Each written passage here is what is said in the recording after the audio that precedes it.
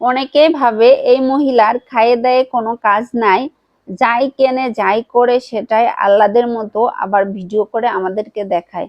আসলে কি বলেন তো, সবকিছুই তো আর আমার দেখানো সম্ভব নয়। 10 জনকে যা দেখানো যায় সেগুলোই আমি ভিডিও করে আপনাদেরকে দেখানোর চেষ্টা করি। তাজ বাই জেনি একটি পাবলিক পেজ। এখানে প্রতিনিয়ত রিলস, পোস্ট, ছবি দিতে হয়। যাদের পেজ আছে তারাই বুঝতে পারে। কেউ ভিডিওতে এসে নাচতে, গাইতে, অভিনয় করতে ভালোবাসে, কেউ বা আবার ফানি ভিডিও করতে ভালোবাসে, আবার কেউ আমার মতো ছোটখাটো কেনাকাটা ও ঘরোয়া কাজকর্ম দেখিয়ে রিলস বানাতে ভালোবাসে। আর এ কারণে আমি ছোটখাটো ভিডিও এভাবেই দিয়ে থাকি। তাছাড়া আমার খেয়ে দেয়ে কাজ নাই, কষ্ট করে টাকা দিয়ে জিনিস কিনে এনে ভিডিও করে আপনাদেরকে আমি দেখাবো।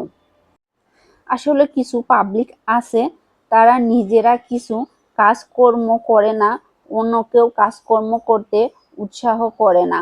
তারা ভাবে ফেসবুকে যারা কাজ করে তারা সকলেই হয়তো লো ফ্যামিলি থেকে উঠে এসেছে, বা তারা সকলেই আনএডুকেটেড ও তাদের কোনো কোয়ালিফিকেশন নেই। আমি সেই সব পাবলিকদেরকে বলতে চাই যে দূর থেকে আন্দাজে কাউকে কোনো মন্তব্য করা ঠিক নয়। কাছে এসে খোঁজ খবর নিলেই জানতে পারবেন যে একটু হলেও আপনাদের থেকে কোয়ালিফিকেশন ও ফ্যামিলিগত যোগ্যতা বেশি আছে।